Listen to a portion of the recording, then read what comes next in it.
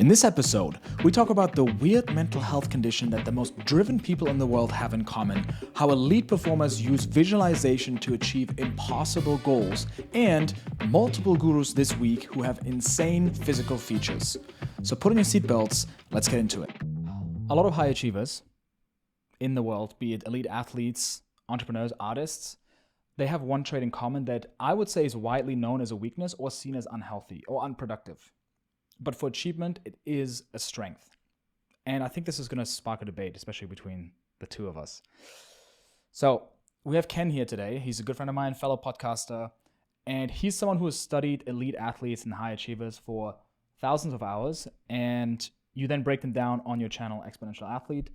And what a lot of them have in common that you've found is obsessive compulsive personality disorder, meaning OCPD. Not OCD, OCPD, personality disorder, which is basically the sense that perfect is not good enough. Very rigid. Perfectionism. I think of Steve Jobs when I hear this about this perfectionism, right? So I think Steve Jobs, he's widely known as someone who, he's known for being this perfectionist to the point where it was so rigid and so difficult to work with him at times. But people admired him, they loved him because they created things that they created greatness. But it's like this unreasonable level of perfectionism, even making the inside of the tech look aesthetic. Or like, I think we've all heard this story of, I think they made an iPhone or like something, they wanted to make it as small as possible.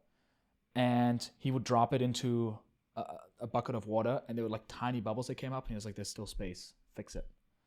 And it was like insane, right? And it's the most valuable company in the world. Like I've recently seen this video where the most valuable companies were ranked and it's like ranked in like these on this chart and it like moves over and then it's like IBM and so and this and that. And then it's like this number one comes up and it's just ginormous gap and it's Apple, you know? And same thing with artists. So it's not just Olympians, it's artists, it's entrepreneurs. And Beyonce was known for that as well, where she is involved in everything. Like she has her hands on everything, like lighting, the performance, everything. And here's even a clip from her when she was younger, when she was a little kid. Even as a kid, she was very serious about her work. It was at a daycare. It was just a daycare, but we were serious about our daycare performance. And reach out to you. That's her on the left. You are right, just on that. With all the children, you were kind of, but you were doing good. She was supportive. So she's just like nitpicking it, right? And just like, this, like, anyone who would have heard that would have been like, great. But even as a little kid, she was like, that one, like bring that up a little bit, you know? And so the video goes through some other points in her career where, you know, like another singer on her group was off as usual. And she wasn't having it. So she just sings over her. And then you see her like build this resentment in this video for this girl. But it's like tough to be on a team with these people. And they raise the bar so high where it just elevates everyone else. What have you seen in that? Yeah, I think that this specifically for athletes, maybe for CEOs, for very successful entrepreneurs, it served them really well. Like they have this rigid view of the world and they can't go outside that boundary. So let's take a Kobe Bryant. Kobe, he has to shoot 500, three-pointers at the end of practice or else he can't go home. And the mechanism that's at play is that, hey, everyone else is getting better when I'm not practicing. So I have to be practicing. I have to outdo everyone else. I have to chase that perfection. And that's what drives him, that like maniacal desire is what drives him to actually be better and to go past all of his competitors. And that is, at the most basic level, a personality disorder. It is not something that is necessarily normal. It is something that can be very beneficial, but there's also obviously a dark side. If you go too close to the edge, if you chase perfection too much, you'll inevitably fall off that cliff. And that's not a place that you want to be. There's a lot of sports psychologists and psychiatrists that make a lot of money with athletes because they've gone too far down that rabbit hole as well. Oh, like where do they end up? Yeah, what do you mean by that? They can end up in dark places. They can end up in like in in casinos or in like in some cases like brothels or they just hide from the world. I mean, there's plenty of athletes. I think like off the top of my head, you think of like a Simone Biles, right? Or a Michael Phelps where Miles guy, he's the runner. Simone Biles is the gymnast. Okay. Yeah. The girl? Yeah. Who's that? What happened with her? She a lot of particularly Olympic athletes also face a lot of major depressive disorder. I don't remember if that's exactly what happened with her, but when she had she didn't reach the results that she necessarily wanted in I think it was the Olympics in Japan. She just kind of went dark for a long time. She just went off the grid, contemplated retirement. Who is it? Simone Biles. So because of their perfection, if they can't like tap into that throughout their event, they try to find it somewhere else outside of their life. Yeah. Or outside of the sport. Well, there's also this other side where, let's say you've achieved perfection. So Michael Phelps, he wins 8 gold medals in the Olympics in 2008. In 2012, that's borderline an impossible feat. Like based on the training, based on a lot of these things, he could not have even achieved that again if he tried. So how do you motivate for the rest of your career to do something even greater when you've already reached effectively the pinnacle of your career? Yeah, like this is what I've been talking to Imad about as well, because like this podcast, like this is it for him. And like after that, like, so that's why I'm telling you, you need to the brothel. Yeah, That's it. seek help while you can, because it's only downhill from here. Well, there's also this broader, I don't know if it's like an ethical argument, but it's like the people who are like this, one, a lot of the qualities are admirable, right? You look at Steve Jobs, you look at Beyonce, and you're like, they're doing things so many other people are not doing that are incapable of doing, but they're also like a nightmare to work with. They're like difficult. They might not always follow the rules because sometimes they don't believe the rules that necessarily apply to them because they're so rigid and like, oh, I have to create this at all costs. And I don't know if there's a right or wrong. I'm happy there are people like this in the world. Would I be super happy if I was necessarily one of them? I don't know. I mean, you look at Steve Jobs, like I'm sure in some elements of his life he was happy, but he's so exacting that probably nothing is perfect and nothing is ever enough. Like what type of lifestyle is that? Well, I think, and that's the biggest problem with it. Because like for me, I don't see somebody that's happy with themselves personally when I see these traits. And I think a big part of it, even like when we talked about this before, for like, I mean, starting off with my career number, but I don't know about you as well, but it's just like you were so obsessed with like getting this to be perfect, one, to validate something to yourself that you are quote unquote enough. And it's like if you're constantly doing that for the rest of your life, there's this kind of anxiety that you're just constantly in. And it's, I mean, yeah, you'll be successful, but the reality is if you're like worth billions of dollars, but you're miserable on the inside because you're constantly trying to protect yourself from something is it really worth it? Yeah. Well, I think that's why it's like obsessive personality, obsessive compulsive personality disorder. Yeah. Like that's why it is a disorder, is because you're creating this super unhealthy mechanism inside of yourself, even though there are these incredible external results. And like the sad thing is there's probably some people out there that are doing all of this stuff, creating this rigidness, but they're also not getting results. 100%. Like, oh, yeah, what that's a lifestyle, right? You're an asshole to work with. Yeah. You're incredibly nitpicky, but on the wrong things. Yeah. And then you're just lonely. You're just controlling and lonely. Do you see some of those traits in you? Because I mean, man, my previous channel, every video I made, I was like, I hate it. It's terrible. Like the transition here isn't that good.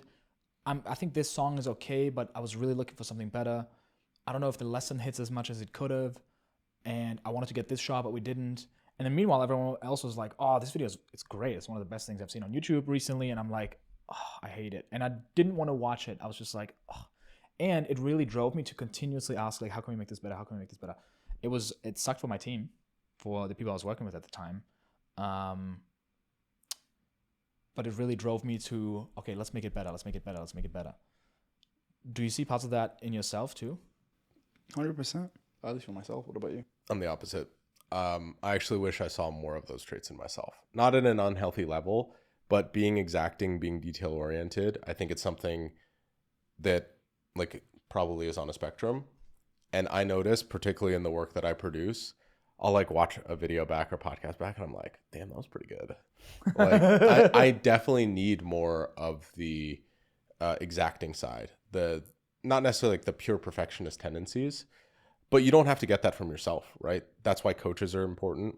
That's why, you know, your support network, your friends are important, because they can also hold you to a standard. So I think like that standard can come from yourself, but it can also, like, I can pay for that standard for someone to hold me to it. Can you though? Because like I think especially if you're building a business or if you're on a sports team, there's somebody who's has the highest bar of excellence, and that person just sets the bar, and just like everyone else is just like holding on to that and dragging it down. As soon as that person leaves, Well, here's the thing. I think, at least for like in my career, I felt like that was extremely important initially, and then I realized that to get to the next level, I had to make mistakes, and I had to rely on other people. And in relying on other people, they were going to make mistakes that I would have avoided, but I knew that I would have to overcome that so I can move over. Especially that comes into delegation. When you're running a big company, it's just like, yeah, but you're talking about making mistakes, but I think that's different from perfection. But that's the thing. Perfection is like you don't want to have any mistakes, so you want to release a perfect product.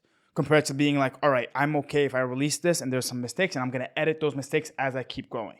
So I'm gonna throw something out there and I'm gonna make it better for them. Like this video might not be the best, but guess what? The next video is gonna be better, because the reality is, if I'm holding it all to my own standard, then I can't replicate that into the people I'm gonna be training, because then they're never gonna be enough.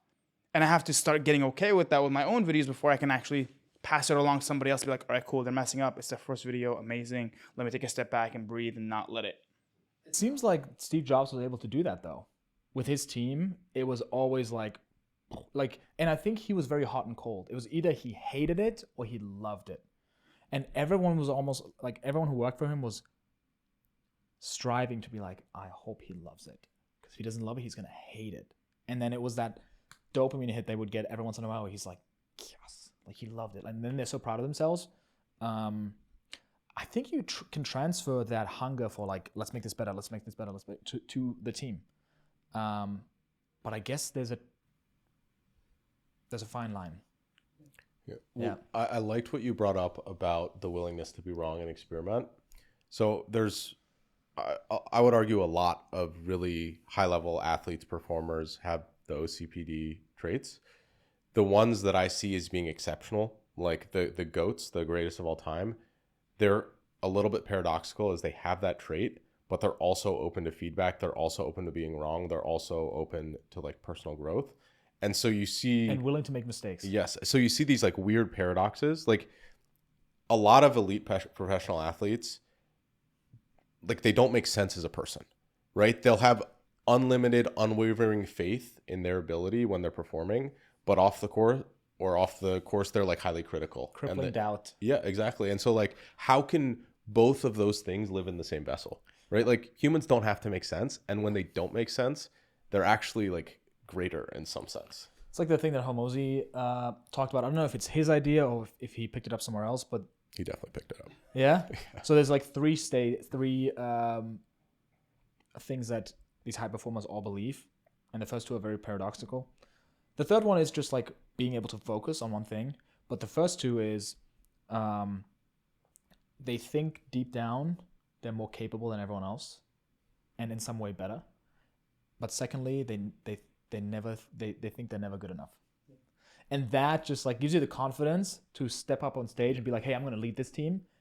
And it's not good enough yet. So it's a dangerous combination. And I see it in everyone here, like even the Beyonce clip as well. Like the disdain she had for the other performers that were not performing as well as she would want them to. It's so funny to see her, like this resentful look that she had for them. Yeah. And I get it. It's like when you think like, hey, I'm clearly the best and constantly striving, like, it's difficult to be on a team. Yeah, and it's crazy because that's so spot on. She needed to be by herself. Yeah, there was no shot she was gonna become Beyonce without one of multiple women who's like they're clustered together. But there's also like other like, I mean, have you seen like One Direction? I haven't. Tell me about them. Well, when they broke up, I like feel like you know a lot about this. I know a lot about them. But it's interesting because there was 5 of them, and then 2 of them blew up to be extremely successful, and then the other 3 didn't. But they were also the ones that were super particular about how everything needed to go. And that was like, I think, Harry Styles and then like Zayn Malik. And they're the ones that really kind of blew up. And you see their success, and they're actually bigger than the actual band before. It's kind of similar to this, where it's just like the individuals that were kind of anal were the ones that blew up. They had the highest standard, and therefore they were able to be better. Yeah. It comes down to that, right? Yeah. This is what obsession looks like, guys. I picked out some characters that just show you what obsession looks like. Guess what this guy does for a living? Smacks people. Bowler. Oh, arm wrestler. Wow. This reminds me of Family Guy. All right, to be fair, that is a genetic thing. Is it? Yes. Oh, that's so disappointing. You think this Look at man it. literally just worked out one part of his body for the rest of his Yes. Well, wait. What I have coming up. life? Okay.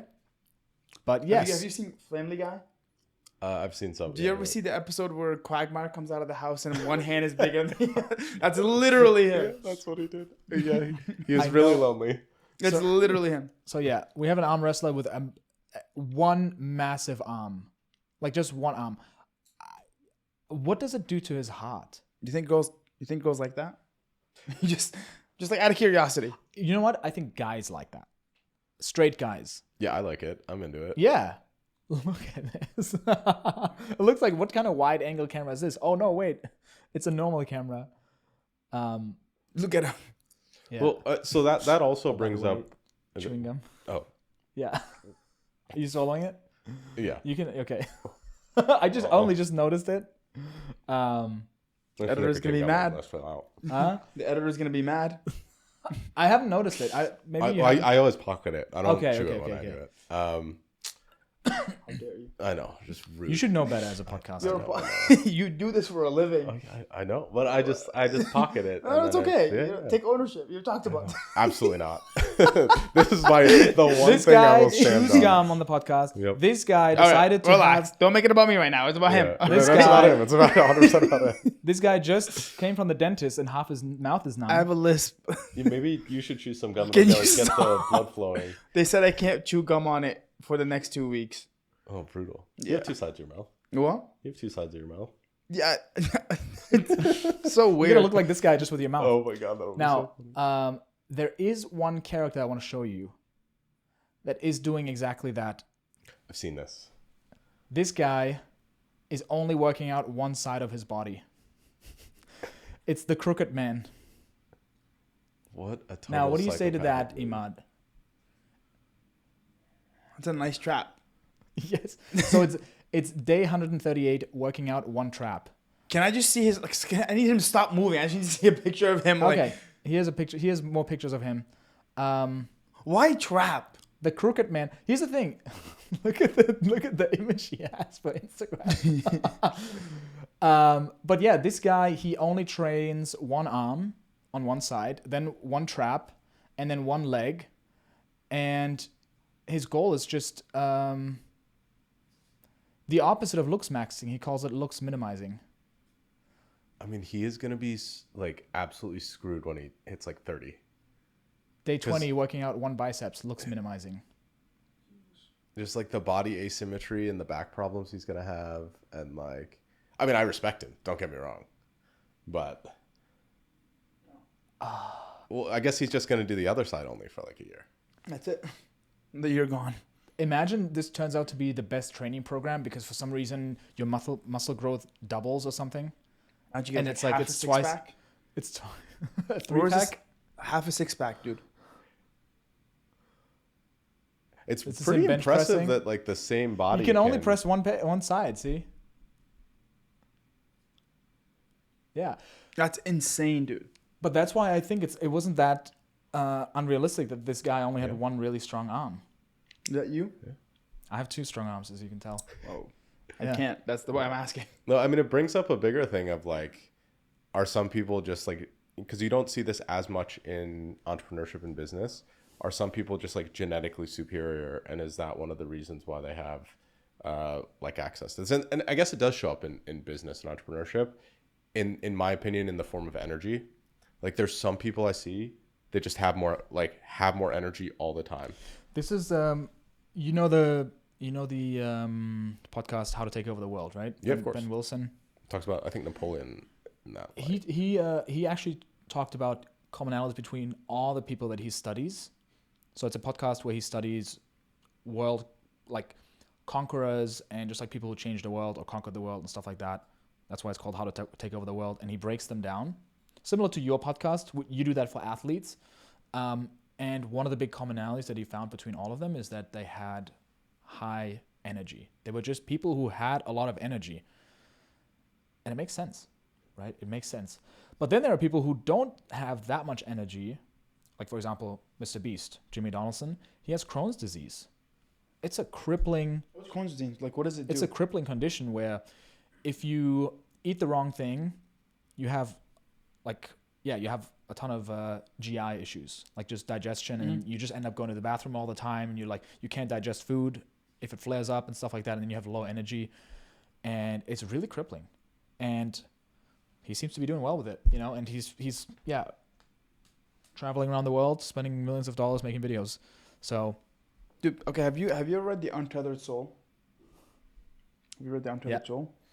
Do you remember the part where he was talking about how you can always have energy flow through you if you're in a specific state of being? So, for instance, like when you're in love, where's your energy? Like, have you ever been in love and those like the first 3 months of the honeymoon phase, you're like prime? And for me, usually when if I find somebody that I can fall in love with, and I'm like, all right, this is the time where I love you, but I'm gonna focus specifically on, dude, this is so bad. so cute. I hate you so much. Specifically on work. Specifically on work. This is why Great. it's not a safe space. I'm like, suck the energy out of... I'm like trying to figure it out, but it's so hard, and I hate it. Suck the energy out of the person so you can put Listen, no, you're in love, so now you're riding on that energy, and you're getting more done within that time period than it... Like, I usually get things done that would take me 6 months, or I get them done in like 2 months. Yeah. Because I'm high off that energy. Yeah. Is this like a strategy you use? 100%. Like, you just like date people, you're like, this is great. And here's the thing, I'm 100% on board with that, because you should surround yourself with people anyway who give you energy and who make you feel good and make you feel light. And there's just some people that I'm around where I'm just like, oh, everything's possible. But I feel like you're vampiring them. You're like, you're like, I love you. No, it's not about. But the point I'm trying to make is you constantly have energy if you can tap into it. So this whole idea of like not having energy, I think it's just bullshit. It's your emotional available. state. You just gotta figure out how to tap into it. That's it. Yeah. Because even like I think Napoleon he found a way to tap into it consistently. Even Mr. Beast, even though he's going through, he finds a way to tap into that energy. How can you constantly tap into that energy? Yeah. Whether it's love, whether it's passion, purpose, Millions of views. views. I have more crazy characters for you here. So let's get through them. Let's see it. This guy, Quadzilla. He's an Olympic racer, bike racer. And, I mean, just look at his legs. Hella thick. Look at these You got some tree trunks, yeah. Yeah, so that's... So would you want that? I'm curious. Like, just for you, if you could just like put those on your body right now, would you take them? Yes. Yes. Give me the tree trunk legs. Do you know how hard it would be to find pants that fit you? Yes. Here's the thing, it already is difficult, so I would just get everything custom made. There, he's in a suit. Yeah. It's difficult. You'd have to have it custom made. I'll probably start my own brand, but then I wouldn't have any customers. Oh. It's only you. You're one brethren. Yes. Look at this guy. Damn. That's insane, dude. But his legs are bigger than him. He has no blood sugar issues. Like, he can eat 1,000 grams of carbs in one drink, and those legs are just gonna suck up that sugar, and it's gonna be level. He's not gonna have any crashes. Like, very stable blood sugar. Yeah, I would have legs like that. Yeah, I have pretty good legs. I think legs are actually my strongest body part in relationship to everything else. Because I had a phase where I did a ton of squats and deadlifts. Like, I did starting strength. It's like a workout where you you squat, I think twice a week. And then the other day you did deadlift and my legs just blew up. Do you think you could have legs like that if you just completely dedicated your life to it? If I was obsessed, yeah. But I think a lot of people, like if you're truly obsessed, yeah. I don't know. I think there's a fairly large genetic component in that one. Yeah. I think I'm lucky with genetics. I don't know if I'm that lucky, but again, he put in the work, obviously.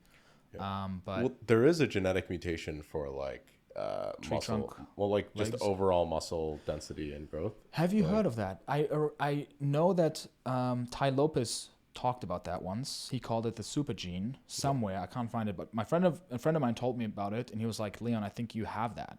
You probably do. It's not that uncommon. He said it's 1%. I think it's probably higher than that. So like on 23andMe, they can test for it. It's basically a gene that most like elite sprinter or performance athletes have. Sprinting is my thing. Like, don't have me run for like 10 minutes. Like, give me 100 meters and I'm gonna just. Let's do it. I dust you. Well, if it makes you feel better, Yeah? I have it too, and people can see how much actually working out pays off in comparison. What do you mean? Well, I mean, physically you're a lot more, I guess, like larger and more intimidating than I am. No. A little bit, yeah. I mean, I don't really capitalize you weigh more on than me. I probably do way more than you, but that doesn't mean that I'm like more physically. I think I'm just very lean, and people think I'm big. I don't think I'm actually. I feel like you're definitely stronger than I am. I'm not that strong. When I go to the gym with friends, like there's a lot of friends who lift more than me, and they don't look as fit as me. Usually conversations are very different where the guy's like, I'm stronger than you, but this is the one. No, I'm not stronger than you. No, you're stronger than me. Like, wow, tell me more. I would love to see you sprint. Yeah. I believe you're a sprinter. No, but it's funny because I'll commentate. That should be a video we did. Like, you guys should put money for the pot. Like some sort of stakes. I would have to work up to it because the last times I've sprinted, I've always injured myself. Always. So I'm like, it sucks. I want to get back into sprinting, but there's a lot of things I want. I used to love sprinting. I broke a lot of track records in high school. But then I tore my ACL, and then. But sprinting was You've got a shot. He's got one leg, dude. So part of that super gene that my friend told me about is that you don't you have these fast twitch fiber muscles. So you're very good at reactive, quick movements. So I'm good at that. I have good reaction. And then you don't gain muscle, like body fat, as quickly as other people. Like I've never been fatter than this. Like, and my body fat is very low. And I've always had that. And to bulk, I eat 4,200 calories. I need to eat 4,200 calories, and I don't gain fat. I don't. And I can eat. Luckily, the female audience on this podcast is low you. because they would all hate you. Here's the thing. It's so much easier to lose weight and lose fat than gain muscle. So anyone who complains about that, have you ever eaten 4,200 calories in one day? Now try doing that for 7 days a week for months. That is way more difficult than just like, oh, I'm just not going to eat. Dude, I just got on a meal plan recently, and he wants me to have 2,700 calories. Dude. 27? That's 2 of my shakes. What do you mean? I make a shake that has like 1,200 calories. Dude, teach me. Yeah, I'm over here like, dude, I hate this stuff. Two servings of milk. I'm trying to do the opposite. 2 servings of milk, whole milk. 2 servings of oats. 50 grams of carb powder. It's just like derived from potatoes. It's 50 grams of pure carbs. Protein powder. A banana, 100 grams. And that's so if you drank 4 of those shakes, would that be your... That's like 1,000. Yeah, if I did 4 of those shakes, I would hit 4,000.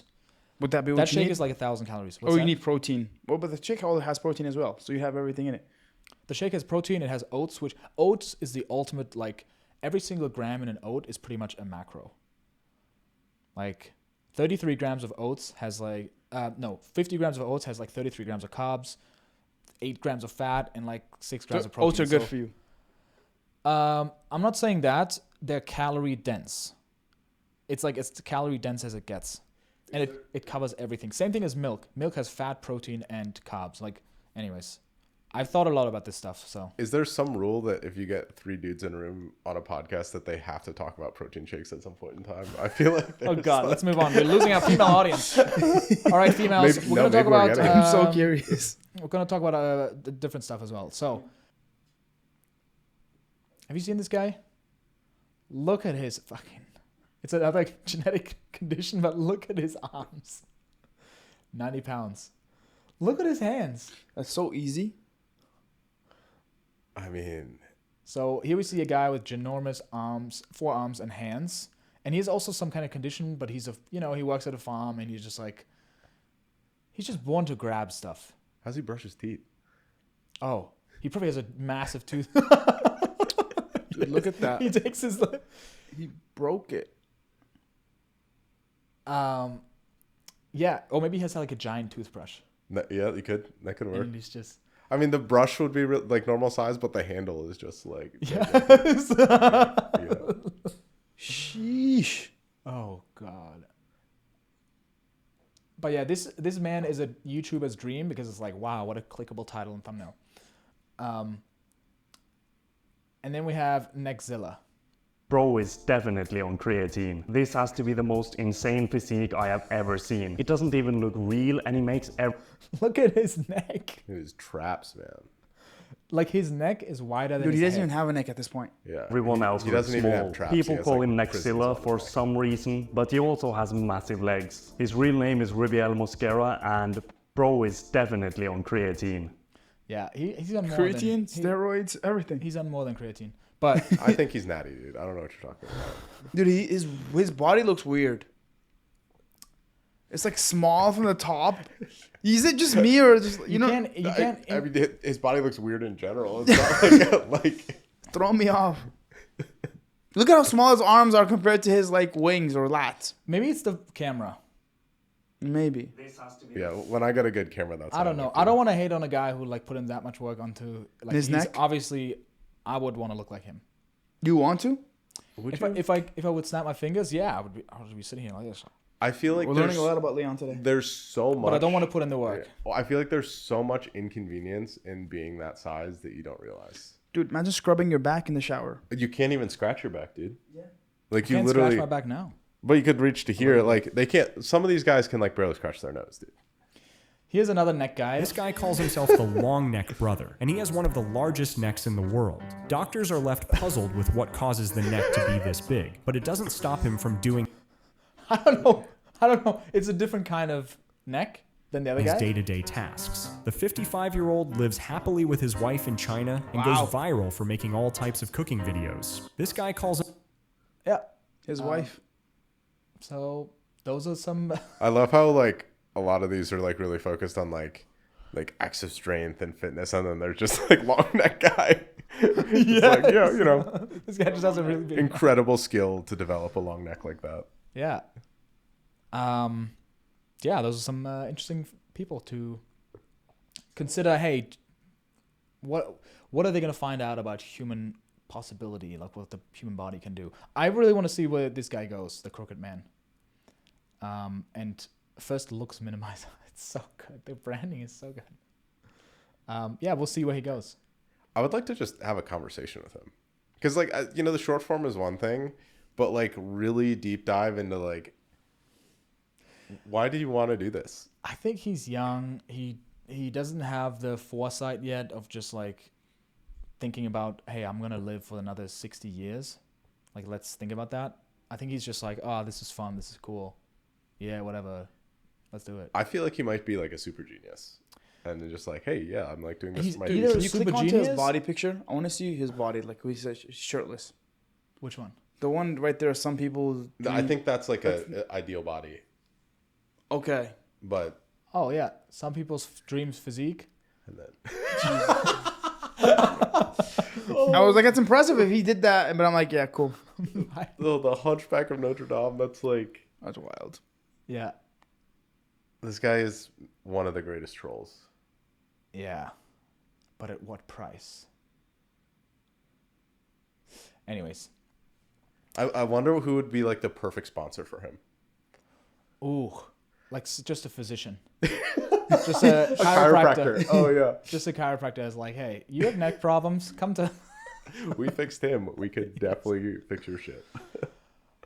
Quick update about the channel. We uploaded this morning interview with Chase. It is an interview. I packaged it like an interview. We'll see how it does, but I think it's gonna do well.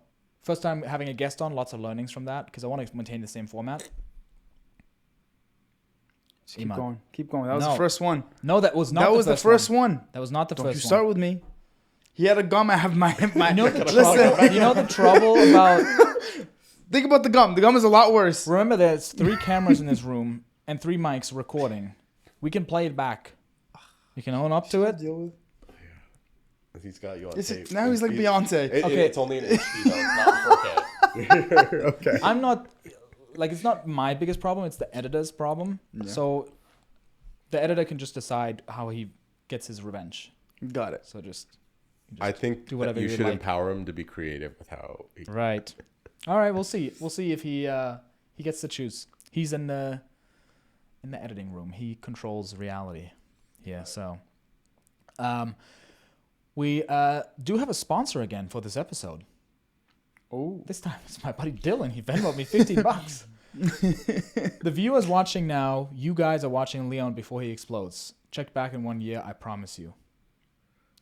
Dylan, what are you trying to say? Like, I'm about to explode. Like he I hasn't? stopped bulking? Like, what are you talking about? Is this a threat? How do I interpret this? I think he means it very sexually. Oh God, That's where my brain went. Think about that. Yeah, I know Dylan well. I think that He knows that I've been abstinent and celibate. yeah, I think so. Oh my God, is he rizzing on me? I mean, is he trying to make a move $15. here? I think it's even more than rizzing. $15. Oh my God, it all starts to make sense now. Oh God. I think he wants to be your sugar father. Ooh, I like how you said father. Yes. It's more dignified. Out of respect for Dylan. As always, we're going to put a link in the description below as well if you want to submit any questions or topics, things that you would like us to dive into. Yeah, just fill it out. It's super easy and quick, and then maybe it'll be in the next episode. Visualization is something that often is seen as the key to success. Like, a lot of people talk about it in terms of manifestation. But also athletes use it for performance, and it's proven to work. I'm sure there's tons of studies on it, right? You have deeply looked into it and even have written a handbook that's still in its draft phase, but how to visualize and how to do it the right way. Because there's like easy ways to do it the wrong way. Like, yeah, because I've always had the question, like, I've been visualizing for a lot of years, like for my goals and stuff like that, and I believe in its power. Obviously, I can't prove it because I can't split test my life. But yeah, what can you tell us about visualization? Like, what have you found? Well, can we do a short visualization and maybe that can show you the power of it? And we can talk about what that actually means. Like, what are the implications? Yeah, let's All do right. it. Well, you guys both mind closing your eyes? I promise I'll make it pretty short. I trust you enough. You're in your local grocery store. You walk through the automatic doors. You get hit with the nice cold air conditioner that's above. You start walking through the fruit section and you see all the beautiful citrus fruit, the oranges, the limes, and the lemons, and you say, I think I want to make some lemonade at home. So you walk up to the lemons, you grab one in your hand, you squeeze it, feel that it's ripe, it feels really full of juice. You put it in your basket, you put another one in your basket, and then you say, all right, I'm just going to grab 5 more and put them in the basket.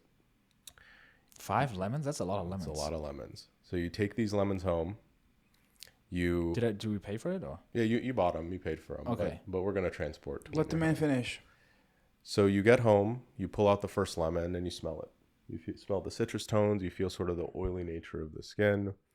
You put it on the cutting board, and you give it a roll.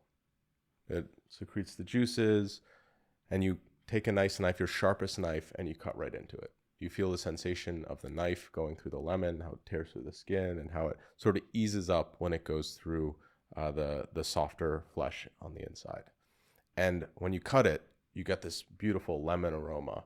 It's a little bit sour that just fills your nostrils, and you just really feel what that lemon is like. And you cut a wedge, and then you put that lemon up to your mouth, and you feel the texture of the lemon. And right when you bite into it, you feel the sourness of the lemon just go all across your tongue, all across your palate. You can open your eyes now. But for most people, when they go through a visualization of a lemon, their mouth starts to water when they visualize taking the bite of the lemon. And that effectively shows the power of visualization, something that's happening in our mind, to impact something that's happening in our physiology. And to me, usually that's the best way to demonstrate the power of what visualization does, is it takes something that we do, a process that we rehearse, and it makes it into a reality in our life. And how we did that there, it was a first-person visualization. You were going through it as if you were actually walking through it, and you were rehearsing an action and going through a process that would make you elicit some sort of physical action, all right? This can be done in almost any other place. So a lot of visualization we talk about is in manifestation, right? I'm going to focus on the outcome. I'm going to focus on holding the trophy at the end of the day. Yeah, the end result. Yeah. And to me, and there's pretty good research that suggests just focusing on the end result is either not very effective or actually has a detrimental effect. So there's a great study of kids studying for a test. And they either focused on the process of studying and visualizing that, or focusing on getting an A on the test. And which group do you think did better on the actual test? Initially, I would have thought people who visualize themselves having an A. And that would be wrong. So the kids that focused on the process and visualizing the process had a lot better outcomes. And so to me, that was a big eye opener, is that a lot of the stuff around manifestation, a lot of the stuff around like, hey, just think about the outcome and all the things will line up. That's actually ineffectual unless you do it in a very specific way, which is not talked about. So a big light bulb came off for me is that everyone talks about visualization. Nobody's talking explicitly about how to do it and the steps to do it in a scientifically backed manner. It's interesting. Yeah, so you can visualize a process like the way that an athlete would. Like, you know, we just showed this on screen here. We see Ronaldo putting the ball down and then visualizing in his mind how he would dribble through the opponents and then score. And then he goes and does it, right?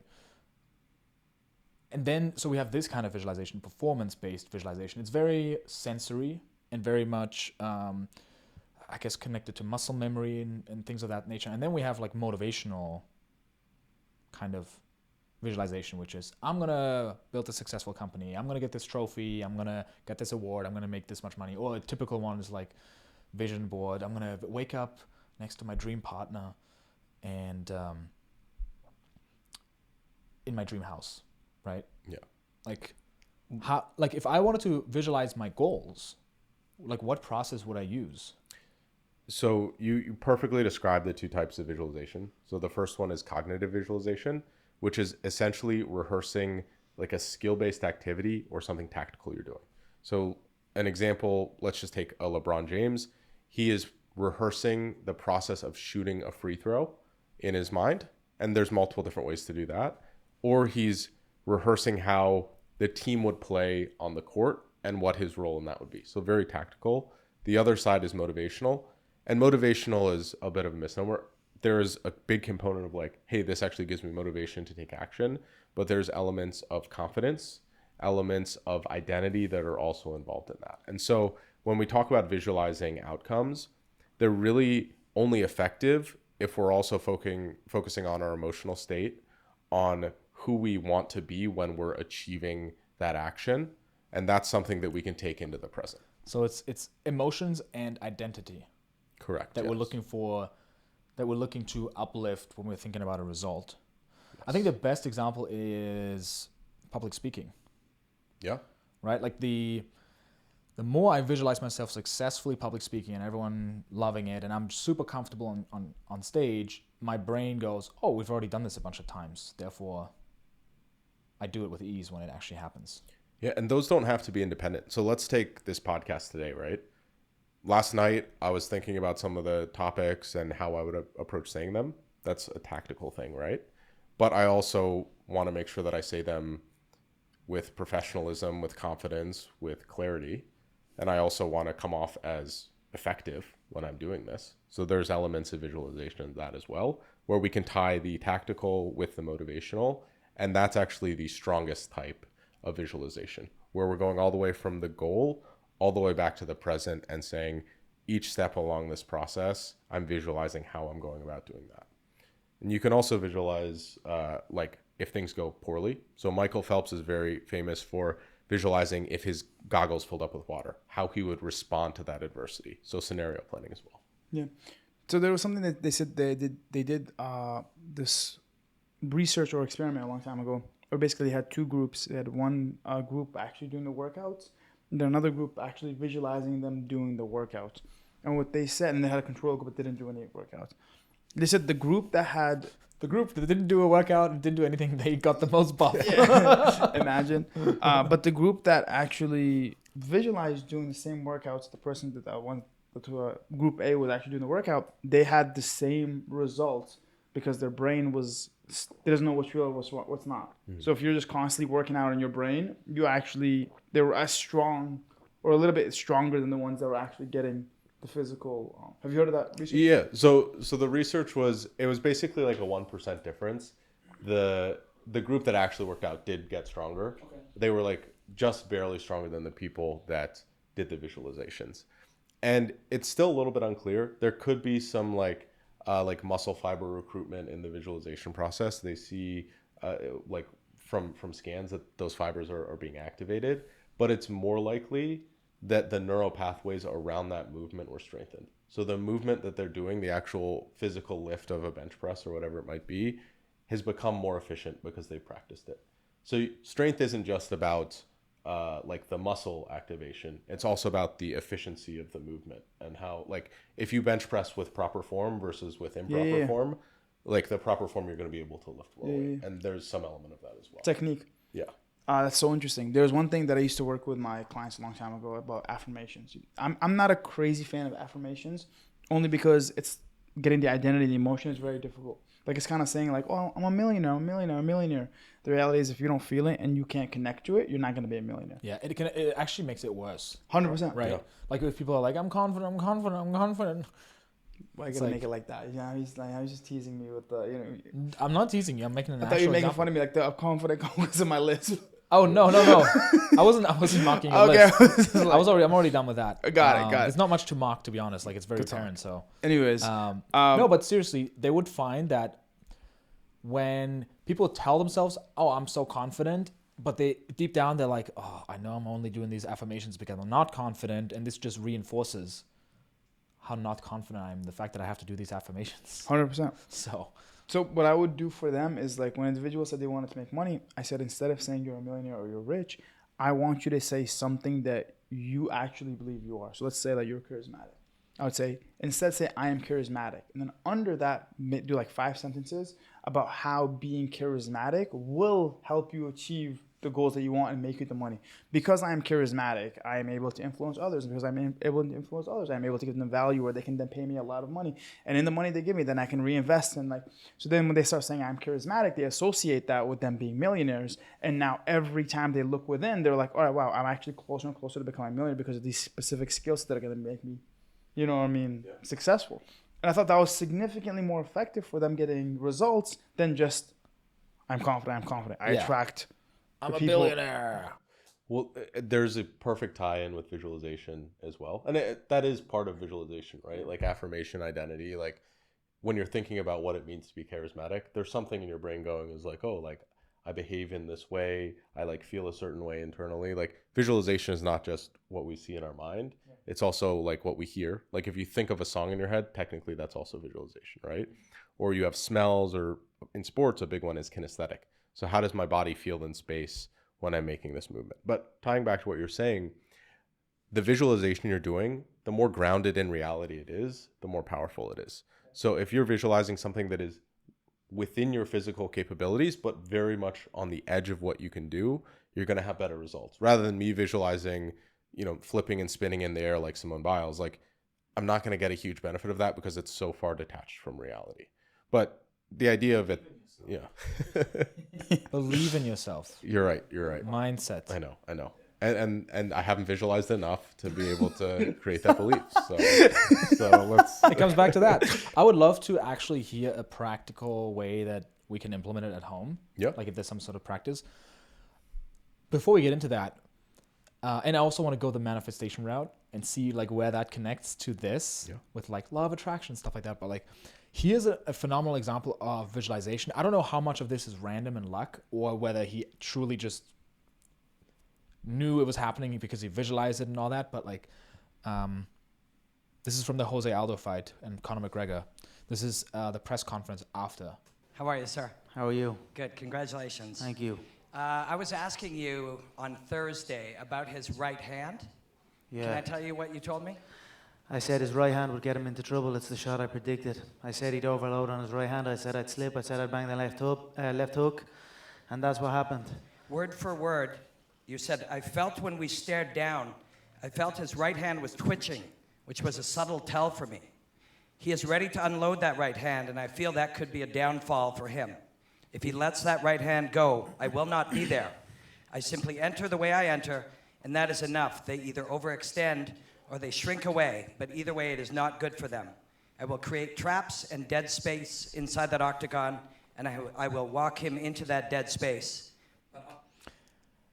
And what he's talking about is predicting this shot here happening. We have the Joe Rogan cam as well. Joe Rogan in the bottom right. Joe cam. But this is the Jose Aldo versus Conor McGregor Like he's fight. feeling the pressure of this moment. Green trunks for the southpaw, the notorious Conor McGregor. Black trunks for the champion, Jose Aldo Jr. Conor relaxed, smiling. That's the whole fight. So he predicted that shot. He predicted it. He visualized it. And Can you go back? I want to see it again slow motion. slow motion. Let me. Happened so fast, bro. Yeah. Green trunks for the southpaw, He took the notorious Conor So he over McGregor. commits with the right. Black trunks for the champion, Jose Aldo Jr. Conor relaxed, smiling. He faked it, and then Yeah. Set up a trap. And Conor McGregor is notorious for, let me see what I did there, believing in the law of attraction. I remember when I was really desperate and I was building my first business. I was in a place that I didn't want to be in, and I was heartbroken and built my first business. I bought into the law of attraction because I just needed something to believe in.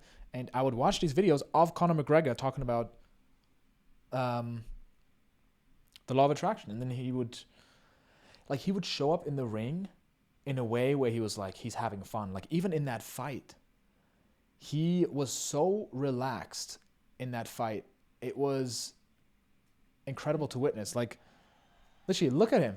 Like this is his moment. Like life-changing. Like this is it. Like everything he's trained for. And the way he's like moving is just like he's having fun. Like he's visualized this so much. And he's a big proponent of the law of attraction. So to me, the law of attraction, the idea of manifestation, there is some element of visualization to it. The element of visualization that's relevant is embodying who you are going to be in that moment. So to me, the law of attraction is if I am the person that has the success in the future, it's an inevitability that that success comes to me because my way of being is that of that person. And this gets into a little bit more woo-woo science, and but I also believe in that in some senses that you can control your way of being in the moment through visualizations. You can control your confidence. You can control what you believe you're capable of achieving by writing it out and seeing it happen in the future. And you can bring not that outcome necessarily directly to the present, but you can bring who you are that creates that outcome to the present.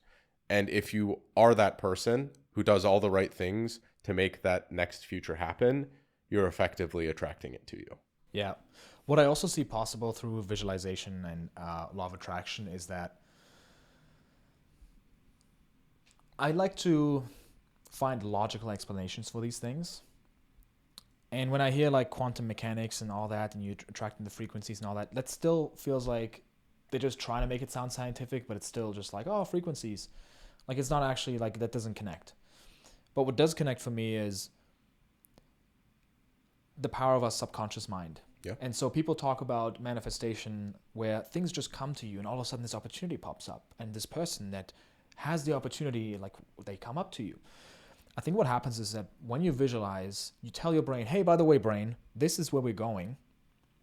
Let's focus on this. And then the brain gets to work. The subconscious starts feeding you ideas where you wake up in the morning and you go, oh, I have this idea. Or you meet a person that you notice, oh, wait, I think they can help me with this idea. And had you not visualized it and set the intention and told your brain, hey, this is where we're going, you could have encountered the exact same person, but you wouldn't have seen the possibility. And your brain is just like, oh, this is important, right? And so we do this all the time when we're visualizing always that, you know, let's say it's something negative, like, oh yeah, people don't like me and they always cut me off.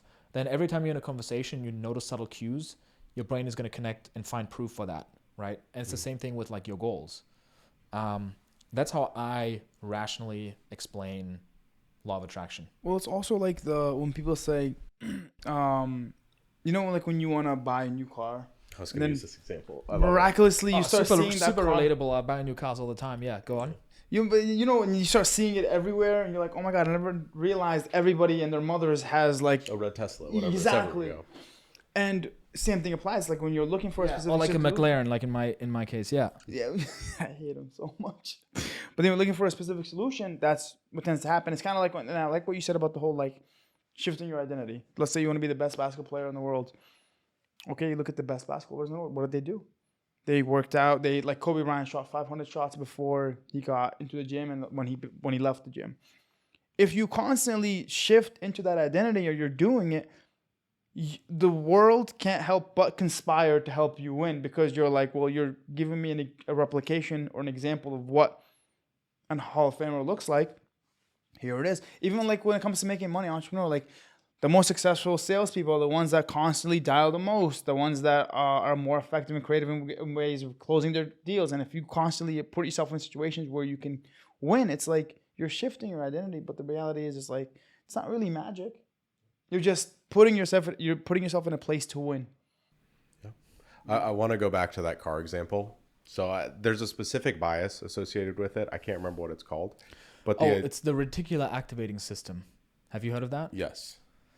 And yeah, it's kind of like a confirmation bias or like there's some sort of bias. Yeah. Basically, the idea is when your eyes are open to it, you see it everywhere.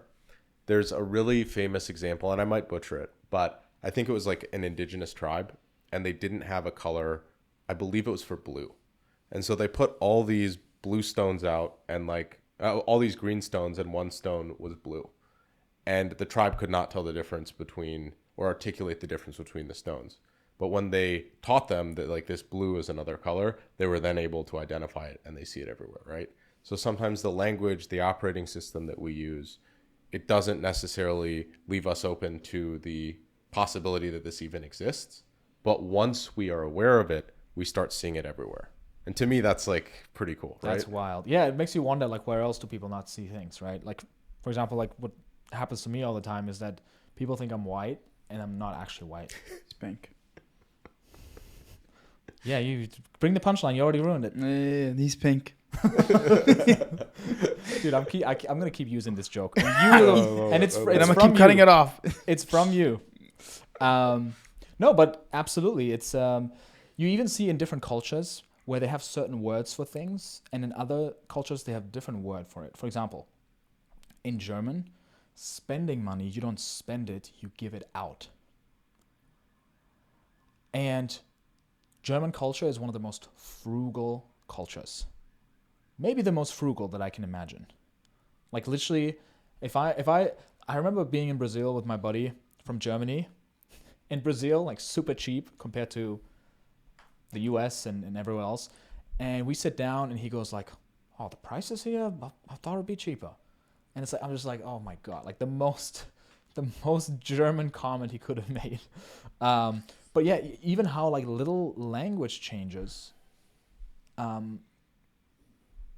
change an entire culture or affect an entire culture. Like there's even a slight increase in chance that you become a dentist if your name is Dennis.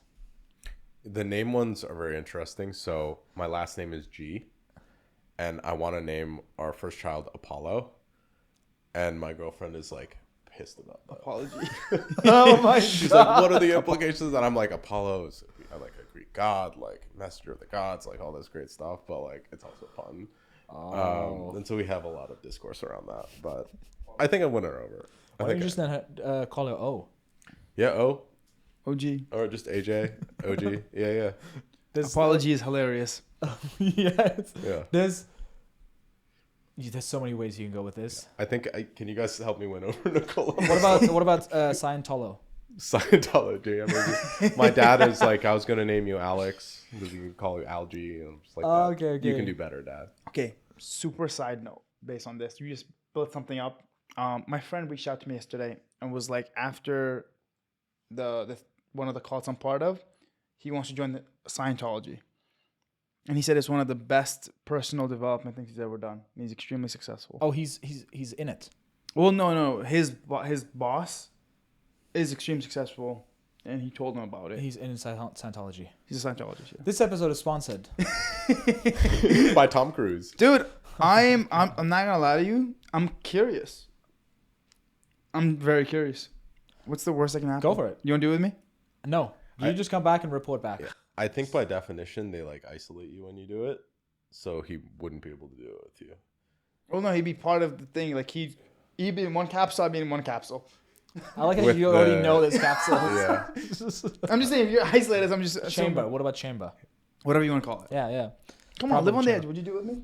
What are the things they test you for? Exactly. Have, like midichlorians or something? I know that's Star Wars. But... My friend told me this yesterday, and I'm like, you know what? What's the worst that can happen? I've already joined a lot of crazy stuff.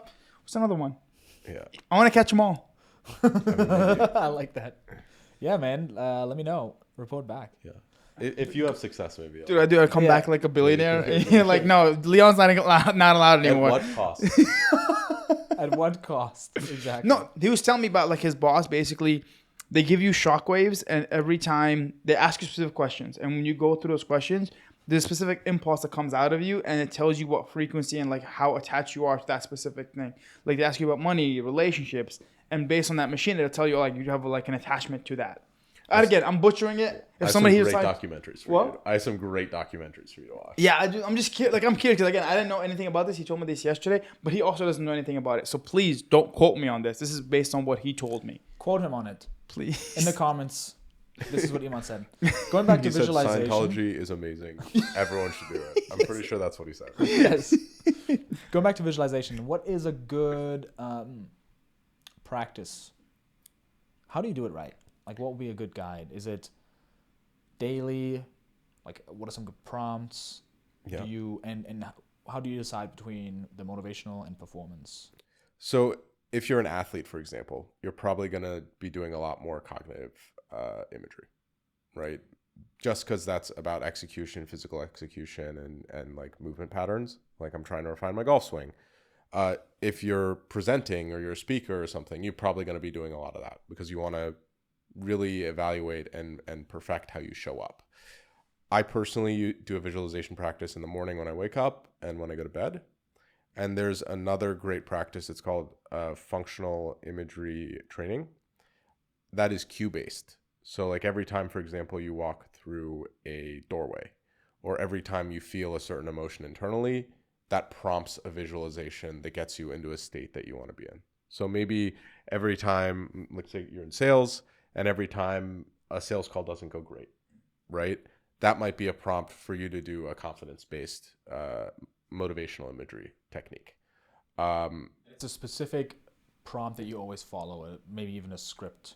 It can be. I mean, you can have a verbal one. There's also, it's called action, observation, motor imagery, where you just watch a video of an action or you watch a video of someone speaking, and while you're watching it, you feel like you're doing it, right? So that to me is very actionable. If you're like struggling with it, it's like, oh, I just can watch Tiger Woods swinging a golf club and feel that in my body as I go. And I pretend that I'm in his body making that movement.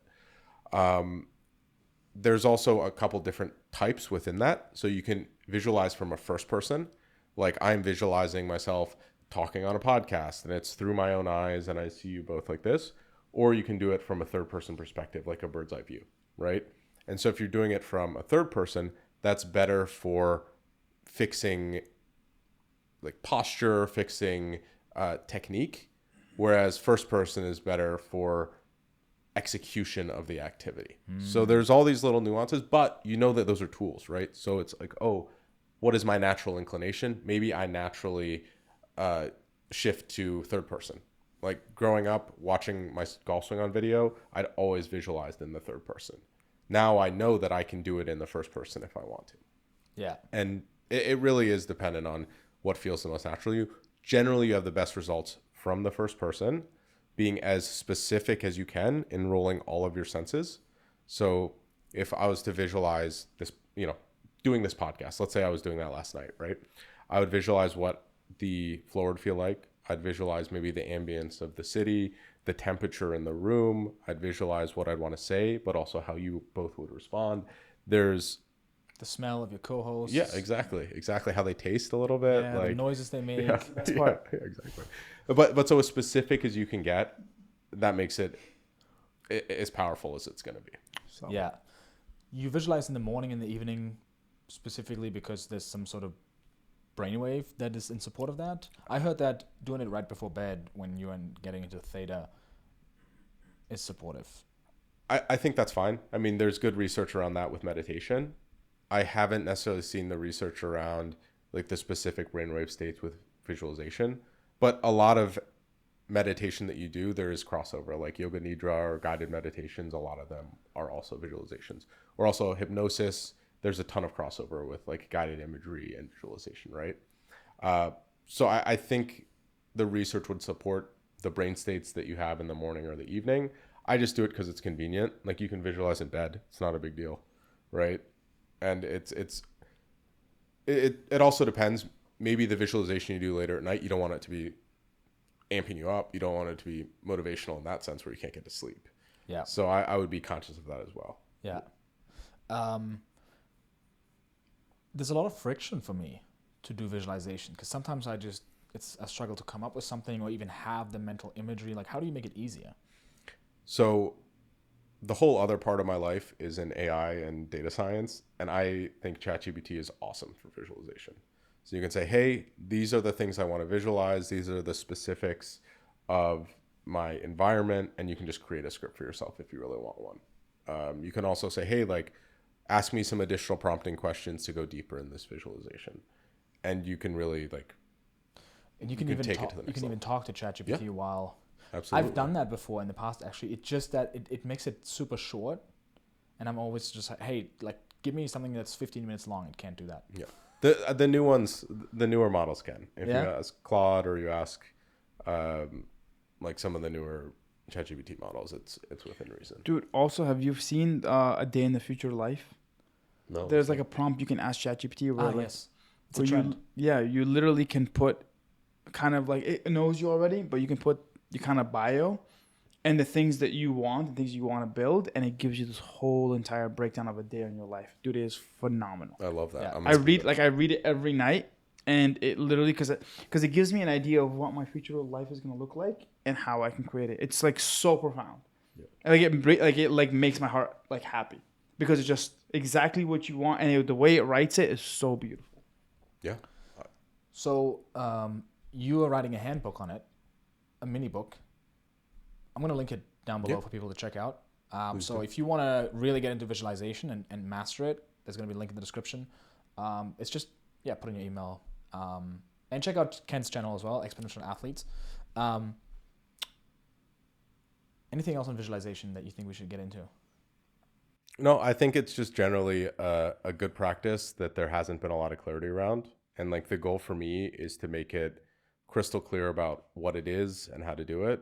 And in the handbook, that's like a big thing for me is how do I make it so that there's a step-by-step process. We didn't get super into the details on that here, but there's a reason I wrote a book because it takes time to go through that process. Awesome. Cool. I'm going to be going through it as well.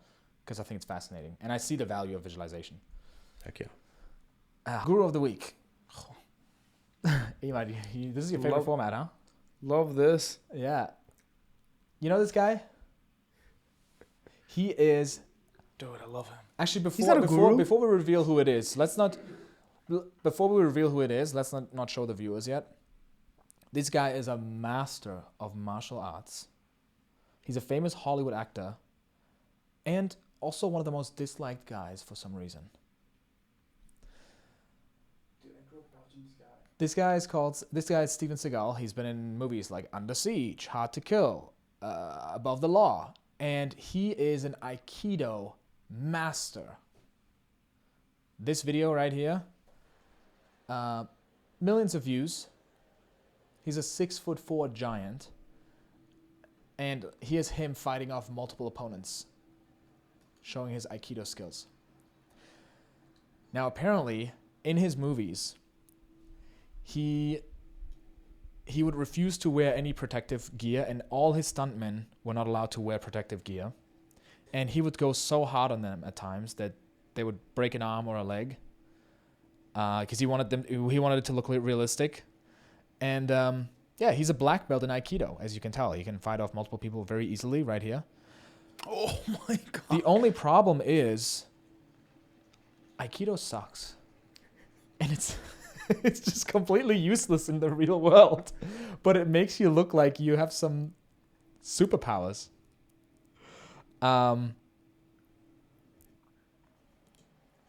Yeah, it just keeps going like that. So, and I've watched more clips. It's just so painful. Well, if you're doing it with that guy, yes, because he wanted to look real, and you just have to kind of comply. It would suck to be on a set with him in an action movie. And he just beats the shit out of you. And here's the thing, you can't even defend yourself because you have to lose on purpose. You have to comply. I haven't seen any of his movies. I have. They're like typical 1990s action movies. Yeah, I mean, there's a big kind of like running joke in the MMA community where like really good fighters will have him on as like a coach, and he just like shows up and starts coaching them, and like I'm pretty sure it's serious. Oh, he thinks it's serious, and they are like laughing at him, and he just doesn't know. I have a clip of it. So dude, I loved his movies growing up. His movies were so good. Like in the Middle East, like he was everywhere. I can imagine. I mean, I'm sure that movies are cool. I love them, dude. I mean, I would say we have to separate the action star from who he is as a person, because he is like a complete con artist. Yeah. Whole person and fraudster. Yeah. So yeah, I'll show you. Why is he con artist? Like, cause he just. I'll show you more clips later, but bringing up what I'll show you clips proving like what kind of guy he seems to be. So here's him training with Alex Pereira. Alex Pereira is one of the top UFC fighters, and he's teaching him some Aikido here. One more. I love how he pulls him over. Give you one more. I'll give you one more here. You can use this in a fight. When we're fighting, drop the hands. Look, I have his foot. Open. I go like this. He's blinded. What are you gonna do? So we're here. Boom. Look. I blind him. From here, I'm gonna give him. From here, you see? Give you one more. Yeah, first you just cover his eyes. He's just giving him the tip to, like, you take his hands, you put him down, you blind him, and he just puts his hand on his face. And I mean, have you ever been in a real fight? That's not gonna happen. You're not gonna take someone's hands, put him down, and put your hands on his face, and then he's gonna be blind. Yeah, I mean, there's multiple stories of Steven Seagal, like actual martial artists challenging Steven Seagal and him just like hiding, like Jean-Claude Van Damme, like I forget who the other guy is, but it's outrageous. Did you know I love Michael J. White? He is legit beast. He is a savage beast. Never heard of him. Michael J. White. Yeah, dude. He's an actor as well. Yeah, but he's like a black Spawn belt in like the first Marvel movie ever, basically. He was in The Joker, Batman Begins. He was in a bunch of movies, but he's, dude, insane. What's the movie? What's the series? Blood and Bones. There's one in the prison though. Where Blood and Bones. Yeah. Those Incredible movie. Those are sick. Dude, I went to his 50th birthday party, and I met him in person. Such a humble, dude, he's just an incredible human being. He's by far one of my favorite actors of all time. I'm right there with you. I've seen so many, there's a video of him showing Kimbo Slice how to punch basically. Next to the trailer? Yeah. Damn. He is the opposite of Steven Seagal. A very legitimate martial artist that has been in some movies, but in my opinion, didn't get his fair shake. Should have been so much more famous than he was. Wow. 100%, I agree with that. His character and skill deserved it. Steven Seagal seems like that one kid in elementary school that would always just make up stuff and think he would get away with it.